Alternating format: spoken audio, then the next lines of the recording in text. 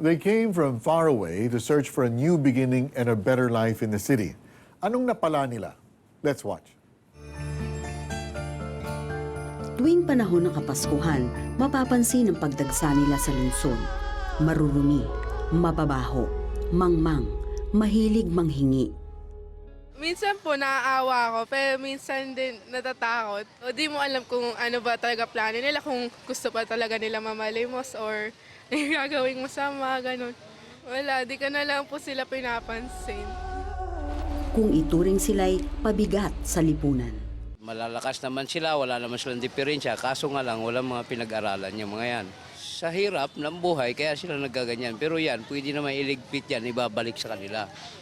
Kasi pangit tingnan dito sa syudad eh. Sila ang mga badyaw. Si Sani, isang badyaw na nagmula pa sa Basilan. Bitbit ang asawa, 3 anak, kasama ang bayaw at pamilya nito. Nagtungo sila dito sa Maynila dahil sa pang-iengganyo ng kapitbahay. Para ka kumbuk kwan, ambuk makina. Amin akiran bay namin tulong niya agad ko pa Manila long niya. Bang ma biyahe nilong niya ma-soak ng Pasko na mga 500, mga gatos ang kadlaw. Ngunit, taliwas sa sabi ng kapitbahay, malayo sa 500 piso ang kinikita ni Sani sa araw-araw na panglilimos. 150. Kung hindi makaabot, 100. Paano kaya binubuhay ni Sani sa 150 kada araw ang kanyang pamilya? Kung isang araw, isa lang kumakain. Kung makakain lang kami, binigayan lang kami sa restaurant, kahit sinong dumadaan, mangingi lang kami pagkain. Dahil dito ay nagsisisi si Sani sa pagpunta sa Maynila. Hindi na kami babalik nandito. Kung karanasan namin, kung yung mga anak kong matutulog sa gitna ng kalsada, makaawa-awa naman. Kasi sila nalamukan, kasi yung nilulanan lang, doon lang sa probinsya namin, kahit lang maliit ang bahay namin, kasi lang kami lang magina mag-anak. Sa 2 buwang pananatili ni Sani at ng kanyang pamilya dito sa Maynila, ay kailangan nilang makipagpatintero sa mga naglalakihang truck para lang makarating sa kanilang tinutuluyan. Ang bangketang ito na malapit sa pier. Kapag umuulan at kung medyo malaki naman ang napaglimusan, ay pwede namang i-check-in ni Sani ang kanyang pamilya sa isang kwarto. Ito ang nagsisilbing hotel ng mga badyaw sa lugar na iyon. 10 piso isang gabi sa bawat tao ang bayad sa hotel. Kay Sani at sa marami pang badyaw sa ating bansa, may puwang pa ba ang pangarap sa mga tulad nila? Basta kami makakain ng araw-araw, salamat sa Ginoo kung mahaba ang buhay. Yan, walang ibang pag-isip namin mayaman. Sa katulad namin, walang mayaman. Mahirap lang. Ang niisip namin lang pagkain.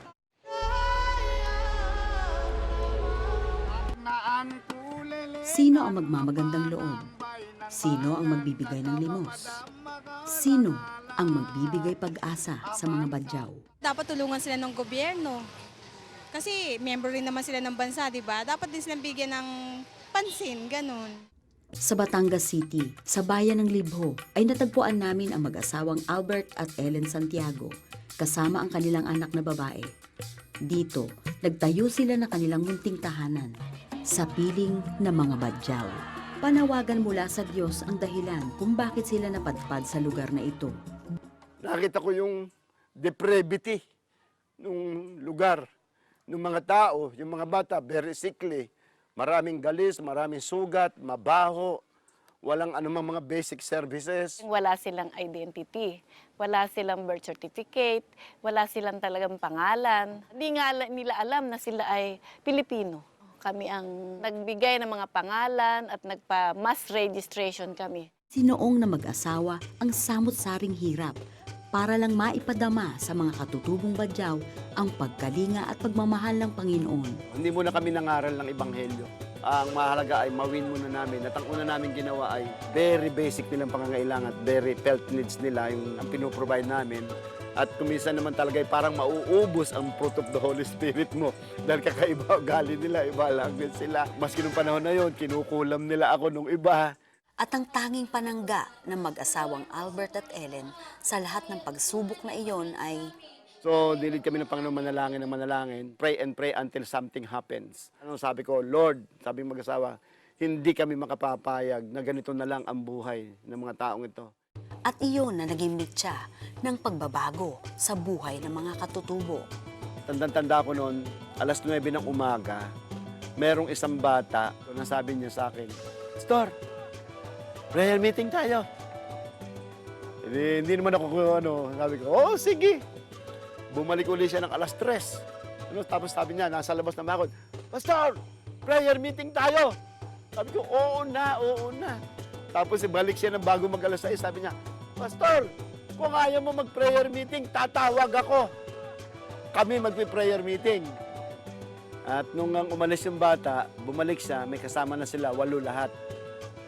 At silang 8, tinaas ang kamay nila, kinanta nila yung tinuturo kong kanta. At habang kinakanta nila ito, umiiyak sila.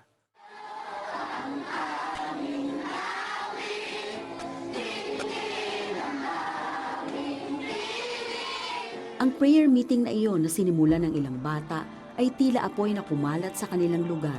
Hanggang sa halos lahat na ng mga bata kasama ang kanilang magulang ay kumilala kay Isa Almasi o Hesukristong tagapagligtas. Sa wakas, nagkaroon ng katuparan ang pangarap ng mag-asawang Albert at Ellen.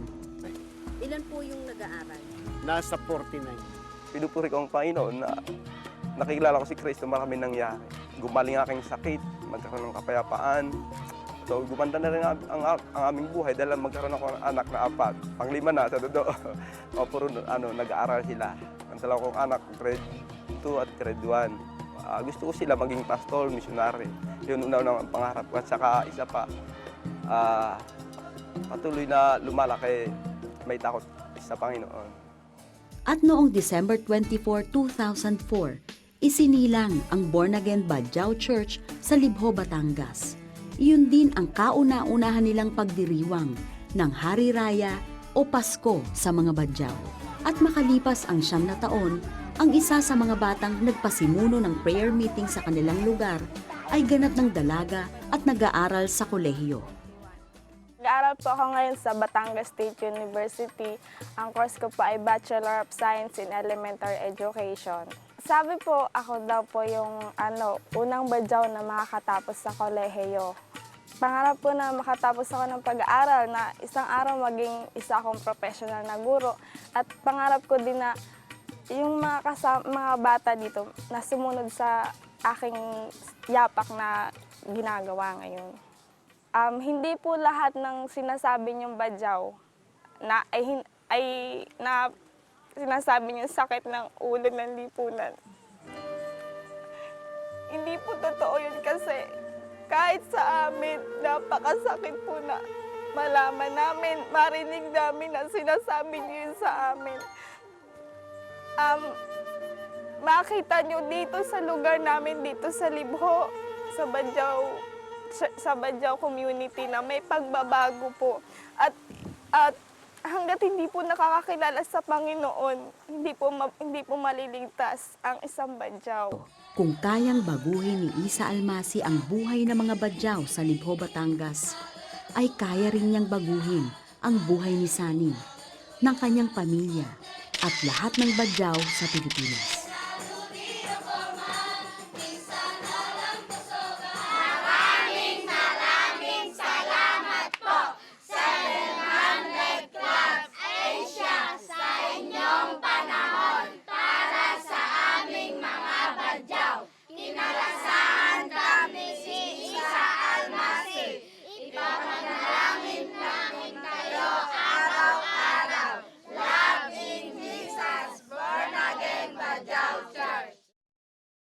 Ayan, Mari, ito yung sinulat nila. Ito yung poster na hawak nila kanina. They read it to us and proclaim a blessing. Imagine a lost people or people who don't have names. Parang hindi ko ma-imagine yun, Mari. Hindi sila naka-register. I mean, it's unthinkable. But there are brothers, there are sisters. Yes. They're Filipinos, you know? They belong to our nation. Kaya po mahalaga na sumuporta tayo sa mga katulad ni Pastor at Pastora, no? Because if we don't help them, if we don't support them through our giving, then what will sustain them while they're doing this important work? And nakakatuwa rin, Peter, malaman na yung magiging unang college graduate Si ng Arlene. Badjao, si Oo. Arlene. She was that little girl that kept saying, Oh, yung makulit. Pastor, prayer meeting na tayo. Siya po yun. Siya po Makulit yun. kasi oo. siya. Can you imagine, what she will be like when she receives her proper education? Meron na siyang credentials, pwede siya magturo. What an impact she will have on the whole Badjaos, di ba? And then meron na silang example. If she can do it, so can we. Yes, naalala ko yung tinuro mo sa atin dati, Peter, na tinuro din ni Pastor Chuck dati na you bring them the gospel and they prosper. Yes. They cannot help but prosper because the gospel has come into their lives. Tama yun. Jesus came to earth to give us a precious gift, a new beginning and a new life. Our part is to open our hearts and receive the blessing He wants to give us. Another point, Peter. Isa al-Masih is in Arabic, Jesus for the Messiah. Yes. Tama yan, Mari, Jesus the Messiah. And we'd like to pray right now for Sunny and his family and for all the Badjaos. All, you're our brothers and sisters, that the Lord will just invade your lives with His love and then lift you out of that poverty in Metro Manila and even in the provinces, wherever you are. We want to pray for you. Jesus is our hope. Heavenly Father, in the name of Jesus, Lord, in love, we bind our hearts together, Mari and I, and just reach out to our Badjao brothers and sisters. Lord, you created them, Filipinos. You love them. You have a purpose for them. And now, Lord God, because of this couple, you're beginning to do great things amongst the Badjaos. Father, we pray in the name of Jesus that you will continue to touch more hearts. Yes. Lord, to move them to act and bless our Badjao brothers and sisters, Lord God, so we can lift them out of poverty, so we can bring them the hope of knowing Jesus Christ as Lord and Savior of their lives. So even now, Father, we pray a blessing upon the whole Badjaos, Father God. Lift them out of this poverty in the name of Jesus. We encourage them and we say, we love you. We love you. We just want to bless you right now. Receive that blessing. Receive that hope in Jesus. All things are possible. In Jesus' name we pray. Amen and amen. Peter, there's one more thing I think we need to do. And on behalf of all the Filipinos who have said hurtful words towards our Badjao brothers and sisters, would you forgive us? Yes. We're sorry for the things that we have said. I'm speaking on behalf of all Filipinos. We are so sorry for speaking these words against you. Would you please forgive us? Yes. Up next, another inspiring story of hope and deliverance after these messages.